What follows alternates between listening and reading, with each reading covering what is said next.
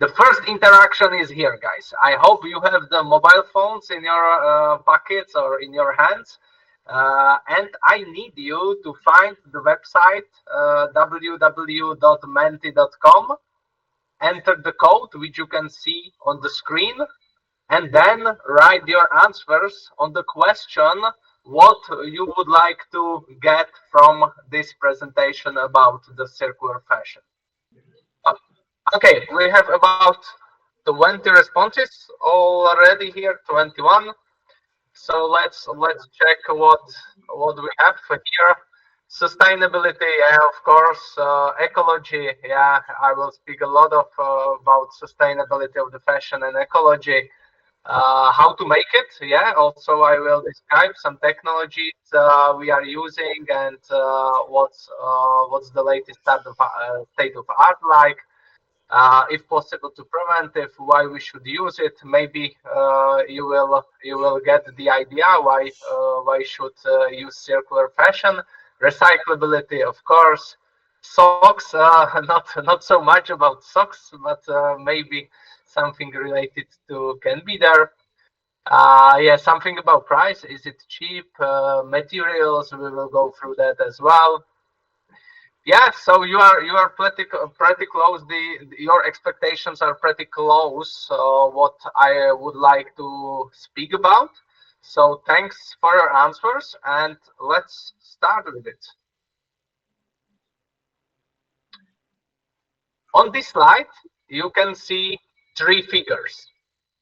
I can advise that they are somehow related to the textile industry. Is there any idea what these figures or some of them can present? Just don't be shy, because through the screen, and plus if you are shy, it's nightmare for me. So don't worry, just whatever ideas you can shoot on me, and please loudly to hear it. Any ideas, guys? Any ideas? Somebody wants to speak. Yes, CO2 emission and water use by user. Yeah, I could hear something water consumption, some if I emission CO2. Yeah, pretty close. So yeah, the first figure, that's the CO2 emissions caused by textile industry per each second. The second figure is water consumption caused by textile industry per each second. And the last figure, it's number of clothing which is wasted or burnt each second. These are really crazy numbers. And the answer how to get this state better is circular fashion. Let's check it a little bit closer. On the X line, you can see the time. On the epsilon line, you can see the state of our planet. Yeah. The conventional cotton, the biggest, I would say, beginning of the conventional cotton, conventional fashion industry on the industrial scale was in the time of a big industrial revolution. And then the conventional cotton has the direct impact on the state of our planet. Then about 2000 year 2000, there was the sustainable fashion created or started, and the sustainable approaches to the fashion, and they just little bit slower down the impacts on the state of our planet. Now we are pretty close to really create the sustainable models, but the question is if we want to really want to sustain the state of our planet somewhere which is very close to disaster, which is in front of us. So the answer can be the circularity and the circular economy approach, which even can give some space to our planet uh, to get again better, let's say. Let's check firstly what we spoke about if we mean sustainability. There is a lot of claims on the market like climate friendly, sustainable, eco, green, and so on and so on. The very important point of view is that each product has to be like measured separately, because if I tell you this is the CO2 footprint of the products, probably it's nothing for you, because okay, maybe 4 kgs for a chair which lifetime is 20 years, it can be okay. 3 kgs for a laptop which lifetime is 2 years, maybe that's bad, you know. But what I'm saying is that the impacts of the products should be always measured and assessed separately, product by product, and that's lifetime. So if we want to speak about the sustainability, very important thing is that it should be measurable. The most common approach is LCA and analysis, which is the methodology for a whole life cycle assessment. And in textile, we have also, for example, Higg index. All the measures should be science-based, so the collaboration between the business, enterprise, and the universities should be very close. And one of the biggest challenges that the sustainability should be also transparently and customer-friendly communicated to the customers. Very similar thing is on the circularity term. In the current market, there is a lot of claims like circular, recyclable, reusable, upcycled, and so on. What does it mean? It means that the current fashion industry works in a linear economy system. It means that something is produced and in the end it's wasted or burned. Now there is more and more recycling loop systems. It means that they are able to recycle something into some new product, but it's not endless. Like it's still a couple of recycling loops, and in the end, it's again wasted or burnt.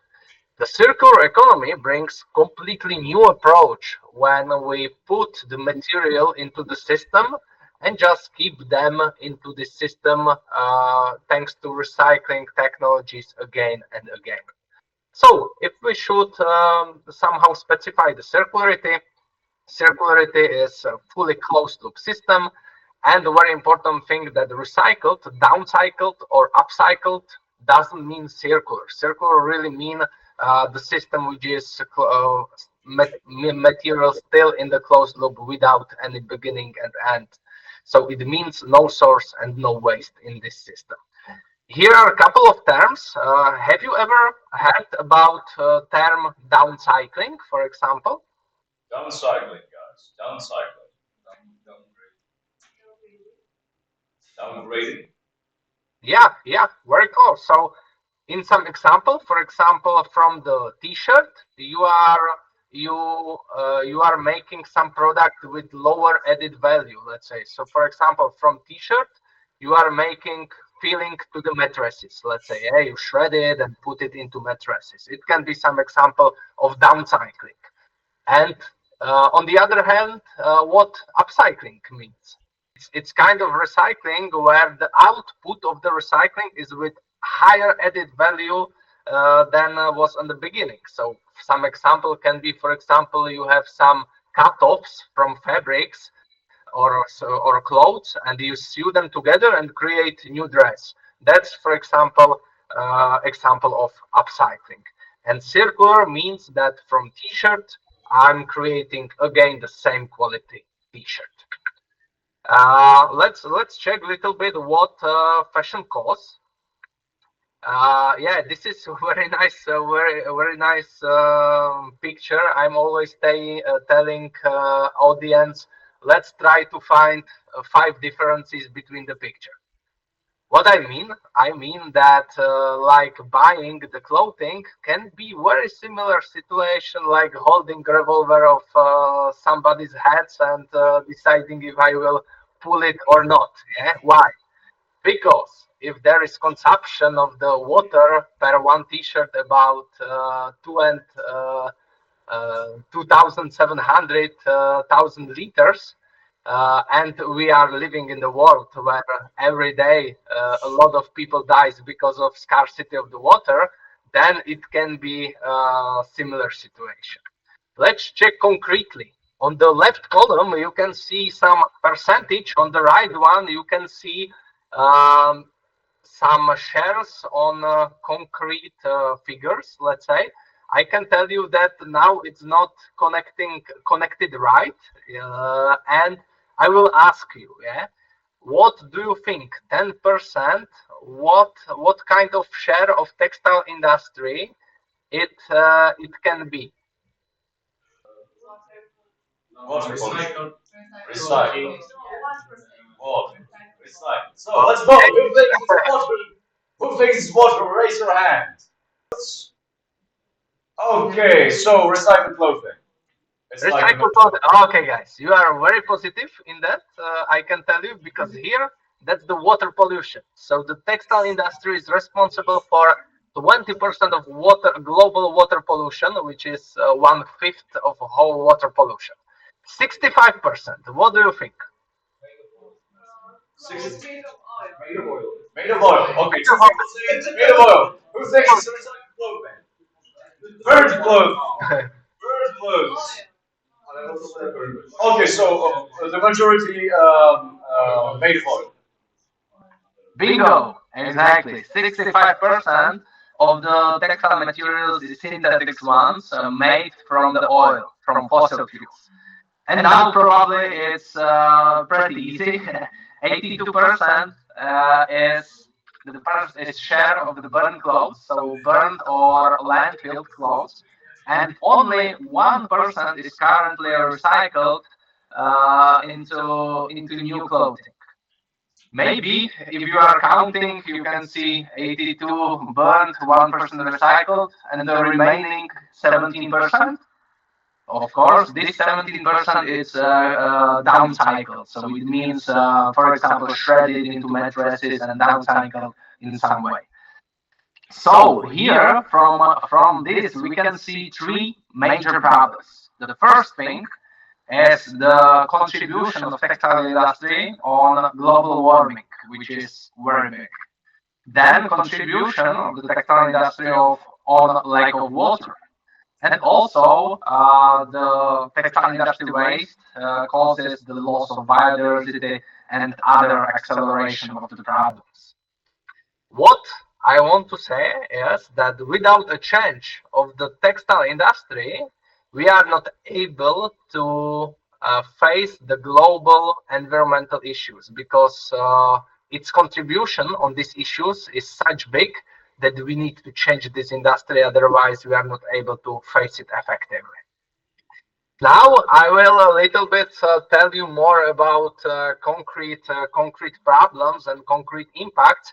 Anyway, some slides can be like more technical for you, so I will be a little bit more on the surface and will not go so deeply because sometimes I'm using this presentation also for the textile industry workers and the students. So just to get some idea what's the impacts of the textile industry. So regarding the global warming, yeah, the first problem is of course the synthetic materials from the fossil fuels. It means that we are like getting the fossil fuels from the underground, for example, in form of petrol or in form of coal, it doesn't matter. And then from these fossil fuels, we are making, for example, polyester t-shirt. Once the polyester t-shirt is wasted, it's burned and CO2 is going to the atmosphere. So basically what we are doing that we are taking carbon from underground to the atmosphere, you know. So we have the direct influence on the global warming in that way. And a lot of people saying save the planet. I think that the planet doesn't need to be saved there because for the planet it doesn't matter if it will be this big firing globe or it will be blue globe. Yeah, it's important for people, so it's more about saving people, not saving the planet. And now we are in the, I would say, last time when we can really stop these global warming processes and put it on the right way, let's say. What's the solution? Because somebody can say, okay, so we will not use the synthetics, we will use only the natural materials. But I don't know, for example, try to imagine the car seat covers done from cotton.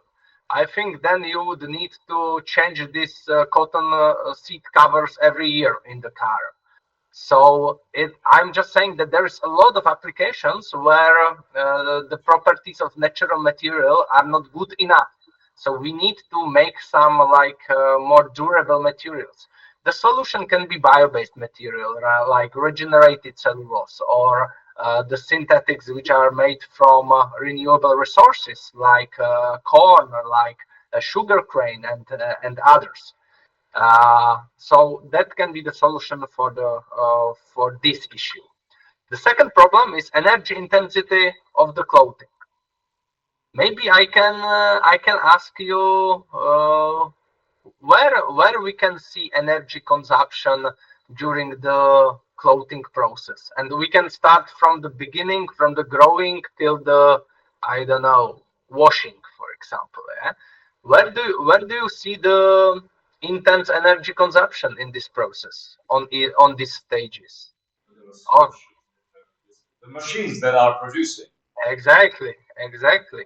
So there is a lot of stages of this production. In the beginning, it can be, for example, petrol for the devices used on the fields. Yeah. Then, of course, the machines of the producing, because there is the production of the clothing is pretty difficult. There is fibers production, yarns production, fabrics dyeing, cutting, sewing, a lot of processes. Then, of course, the using phase is pretty big. Yeah, the washing, ironing, tumbling of the clothes. Of course, the logistics, and also in the end, there is some kind of disposal of the waste. So there is the energy of CO2 footprint as well. Regarding the CO2 footprint, here you can see, for example, some comparison between concrete materials. The interesting thing can be the wool, yeah, because wool is from the sheeps, and their contribution on CO2 is pretty big because of their farts and methane and so on. So yeah, and regarding the life cycle, here is the chart, and we can see that about from this green part to the second green part, let's say, all this two-thirds of the chart is related to the production. Yeah, there is transport, cutting, sewing, dyeing, blah blah blah. Yeah, it's two-thirds of this chart, and one-third of the chart, the red one, 30.35%, is the use phase. So it's also pretty major impact on the life cycle of the clothing. Okay, what can be the solution? Of course, production from recycled materials, because there is very interesting thing that during the recycling, the CO2 emissions are much lower than producing from the raw source. Of course, using the green energy on all the stages, and low maintenance character of fabrics can help as well, because if you pull Coca-Cola on yourself and it's standard cotton t-shirt, you need to put it to the washing machine. But if there is some like low maintenance character, like hydrophobic, for example, kind of the t-shirt, then the washing is not needed, and you can prolong and save this, for example, CO2 emissions spent on the washing. And the third problem, of course, during the disposal, the 82% of the clothing is burnt or landfilled, so it means that CO2 emissions goes directly to the air.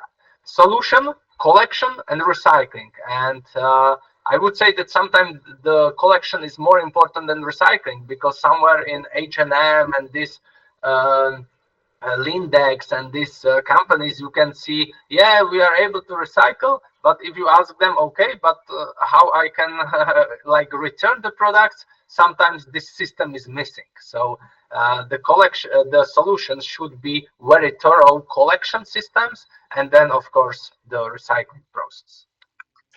So if we have some goal for how to like decrease the CO2 emissions on the textile, it can be non-fossil clothing, which is made of recycled materials with energy efficient processes that you can return for the recycling after the end of life. Let's check the same on the water. Which problems we have with textile regarding the water? The first one is the water consumption for production. You know, it's not only the pollution of the water, but also the consumption itself. Because at the moment in the world we have big problem that like demand for the water is still increasing. We are more and more people on the planet, but offer of the water is decreasing because we are not able to catch the water uh, in the country like we used to. Yeah, there is a lot of cities, so the water just flow away, let's say, and we are not able to catch it and ensure enough offer. So here we are a lot of for example, for growing the plants, growing the cotton, it's very water intensive, so there is big water consumption.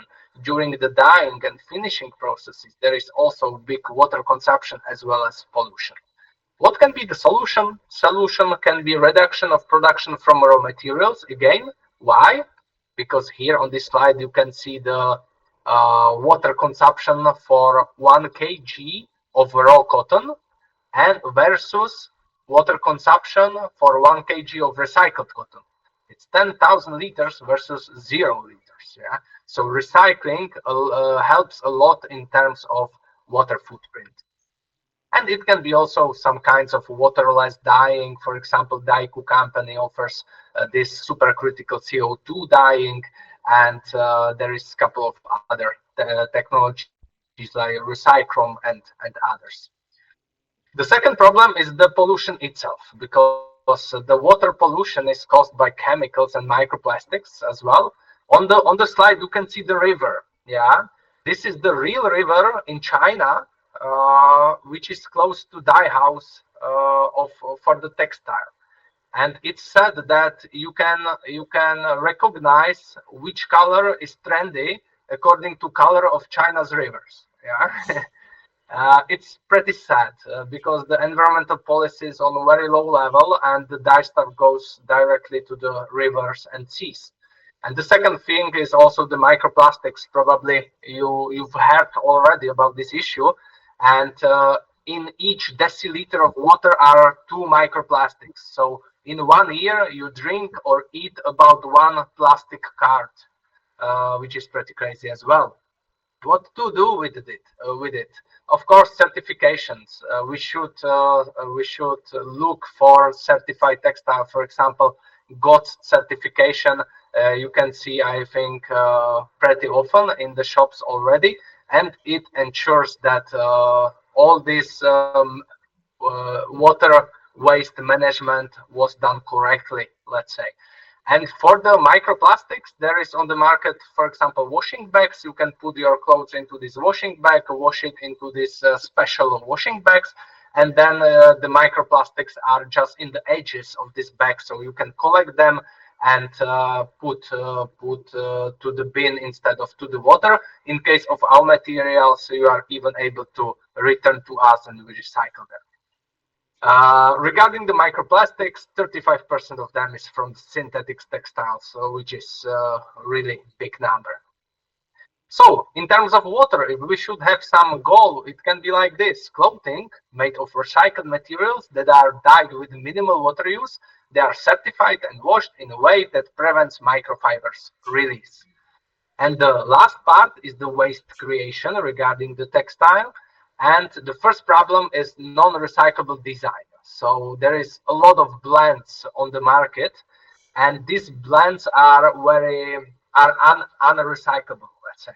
So if you can choose between 100% cotton and cotton with 3% elastane, always choose for the mono material for 100% cotton, because the blends are their recycling is almost not possible with the current technologies.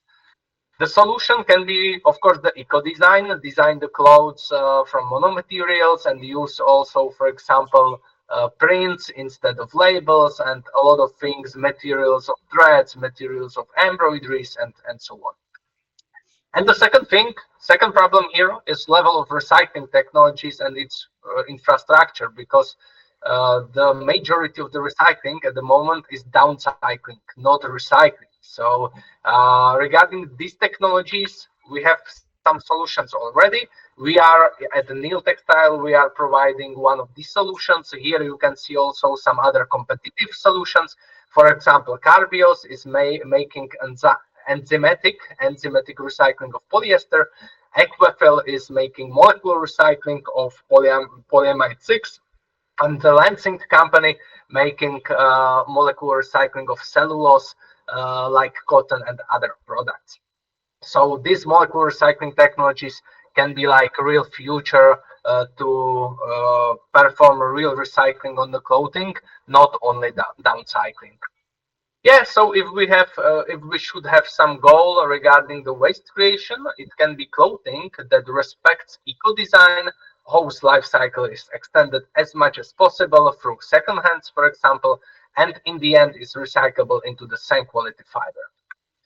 So regarding some 3 steps which you can start with if you want to behave a little bit more responsible. In case of textile, you can use eco-friendly materials, respect the eco-design, so it means the ideal case using recycled materials as well as recyclable, and ensure a long lifetime and some way to the recycling in the end. Regarding eco-friendly materials, maybe some tips for you. Later, after this slide, I will speak about our solution but here you can see also some competitive solutions. For example, Refibra, it's recycled cotton, let's say, regenerated cellulose. Tencel, it's sustainably sourced viscose fabrics, let's say, from European trees. Econil is 100% recycled ocean waste. Renewcell, it's mechanically recycled cotton, as well as Recover. And now I will speak a little bit about our company and our materials and approach to the circular fashion. So as I said, I'm founder of Nil Textile, and at Nil Textile we have developed fully circular textile, and thanks to them we are able to make textile products fully circular and sustainable. If you remember in the beginning the slide regarding the impacts of the current fashion industry, we were able to reduce the CO2 footprint by 70% in terms of CO2 emissions, 98% in terms of water, and we also aim to eliminate the waste at all. How it looks in reality, because now we spoke some theoretical things and so on, how we approach it concretely in reality. Everything starts by design. By design, I don't mean aesthetic design, I mean material design. So all our materials are designed in a way enabling recycling in the end. So all the dye stuff, softeners, neutralizers, materials of threads, labels, prints, embroideries, and so on are fully adjusted to be recyclable in the end. Then we produce the products. Our main production is for other brands. So it means, I don't know, Adidas come to us and say us, look, I need this t-shirt from your material. And we are making these t-shirts fully under their branding. So we produce the products, then the final consumers use the products for how long they want. And then they can return them through our take-back system. We have physical collection points across whole Europe, and now we have also some in US and Canada, where customers can come or return the products physically or send the products to these addresses by post. Then the products go back to us, and we molecularly recycle them into the same quality fibers, and the whole loop starts again. It sounds very simply, but it wasn't possible to achieve with conventional materials. That's the reason why we develop brandly new materials. And I use term molecular recycling. Maybe you are asking, what does it mean? What is molecular recycling? It means that we break down the material into the molecules. means? It means that from the t-shirt, which is made from our material, we recycle it into the liquid form. From the liquid, we are making the depolymerization to the liquid, and then from the liquid, we are making the polymerization back to the solid form. So we are working on the molecular level, and we are able to even create a higher quality material on the output of this recycling than had been on the input. So it's I would say really high tech approach how to recycle the textile. At the moment, we are mainly focused on the fashion, so we are doing different kinds of clothing like t-shirts, sweatshirts, cardigans, hoodies, trousers, and so on. So times to times we do also corporate clothing. For example, in Albert here in the Czech Republic, we supply the Albert network by the circular aprons. So their employees, you can see them in our aprons, for example. And times to times we do also technical applications like sun umbrellas for Kofola, for example, we did, or others. Regarding our materials, maybe you are asking which materials we developed. As I said, we developed brand new materials. The first one is Nilpla. Nilpla is 100% made from corn, which is 100% molecularly recyclable in the end. It's a very unique thing. We are the only company on the world who has developed this material for apparel sector and who offers this material on this market. So it's 100% corn, which can be again recycled in the end through our take-back system. The second material, Neil coat. Neil coat is a big revolution of recycled cotton because we developed a 50% recycled, 50% organic cotton, which is made from ring spun yarns. I don't want to be too technical. What does it mean? It means that performance of this material is exactly the same like virgin cotton, and it has 50% recycled content in it. And in the end, again, you can return to us, and we are able to recycle it again. Neopet material is 100% recycled polyester. It's not PET bottles because recycling PET bottles into fibers, it's a little bit greenwashing thing, I would say, because with current technologies, we are able to recycle PET bottles again and again, and making fibers from them, it's not good because there is a lack of the companies who are able to recycle polyester in fibers form, in clothing form. So in this case, it's already recycled polyester textile waste, and again, infinitely recyclable in the end. And Sirpet material, the last one, can be interesting for you because it's 100% recycled car tires waste and concretely polyamide 6. And again, in the end, it's fully recyclable into the same quality fiber. Regarding the return system, on our clothing, you can see the QR codes, which you can scan and find out the nearest physical collection point where you can return the products or send the products there to the addresses. And from the next year, we will upgrade this technology and we will be using the microchips, which are scannable like by phone, so you can scan it and find out the nearest place. Okay, and that's almost all from me. But now I have very interesting competition. 10 seconds. Okay, everyone has voted before the limit. Great. Exactly, 20%. So most of you remember well. So the water pollution or contribution of fashion industry on global water pollution is 20%. The 10% on the left, it was related to the CO2 emissions, and 82% it was related to the number of burnt or landfill clothing. So let's see how it looks on the first places. Okay, cool. So Barbara on the first place at the moment, Lee on the second one, and Wiener Schnitzel on the third one. Okay, let's get ready for another question. Okay, question number two. Let's be prepared. Which phase of clothing life cycle does have the biggest carbon footprint? If you remember the chart, it was there, the 2/3 of it. Okay, four of you answered correct. It's cultivation and production. You could see this 2/3 of the chart related to the knitting, sewing, dyeing, and so on and so on, which was, in other words, related to the production and the cultivation of the material. And the burning landfilling was, I think, there only 1 or 2%.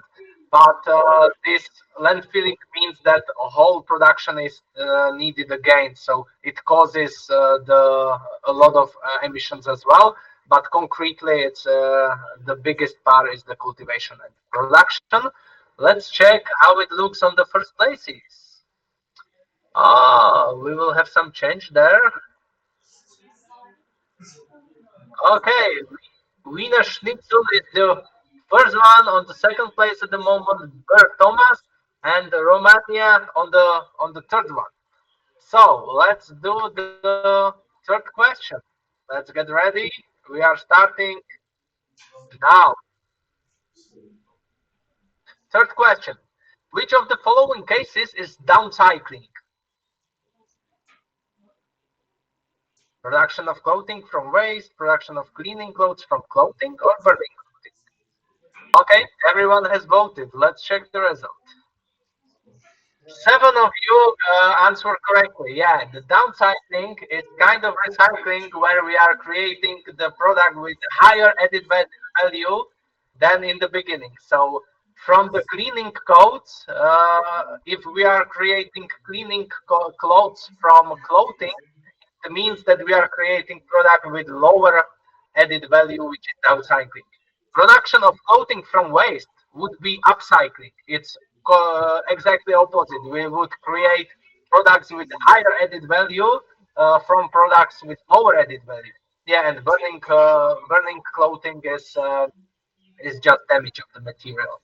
So let's see the order after this question. Okay, I think that first two places, yeah, first two places the same, and on the third one is Lee is back in the third one. Cool. So let's go to the fourth question. Maybe this one will be a little bit more difficult, but I'm sure I mentioned this.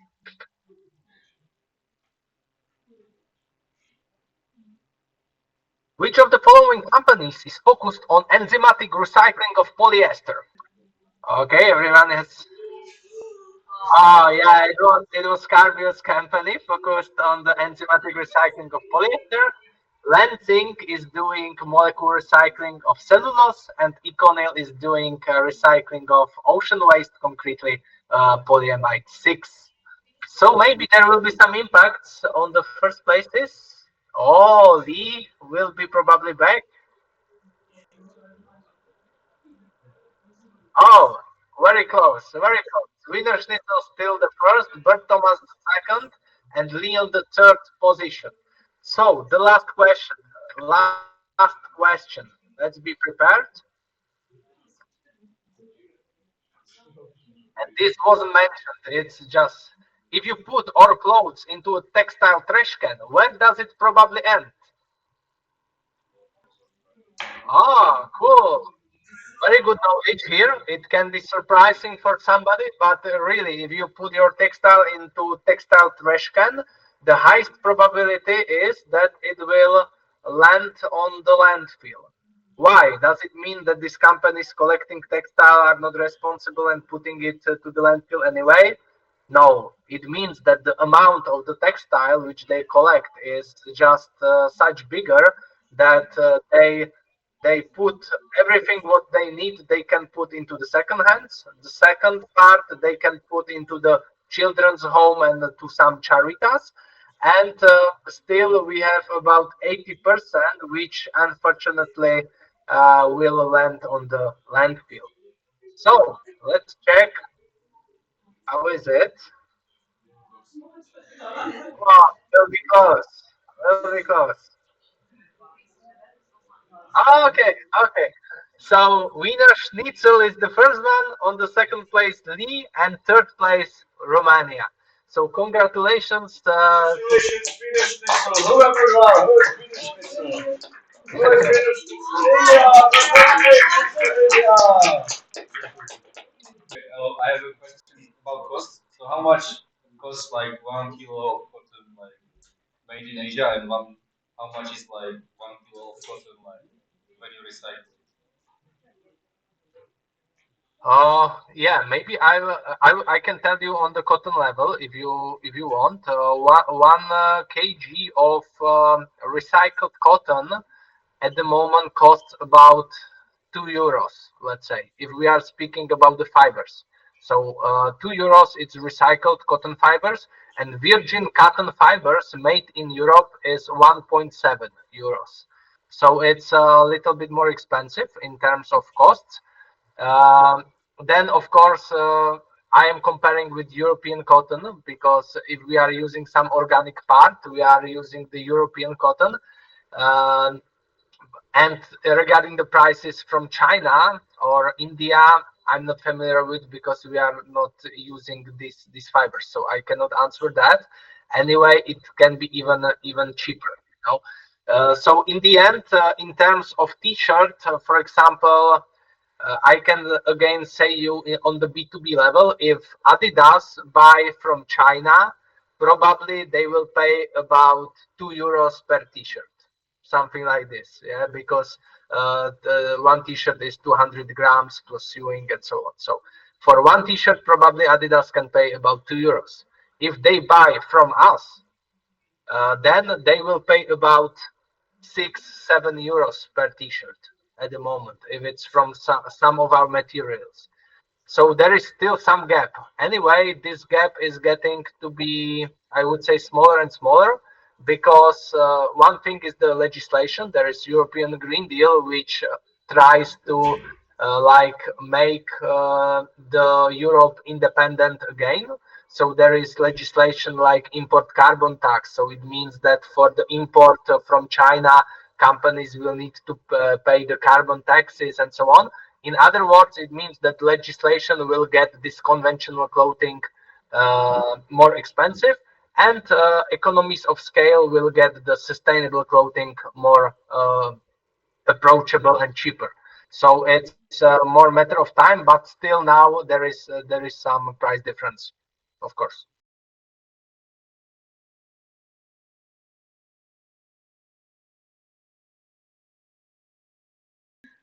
Definitely, yeah. It was because before I had worked in aviation industry. I was production manager in aviation an aviation coating company, like spraying aircrafts. It was totally different field, and I realized that we spent 1/3 of our lives at work. The second third we sleep, and make some sense only to the third of my life was. Too less for me, I would say. So I decided that I would like to spend my work life by something what makes sense to me.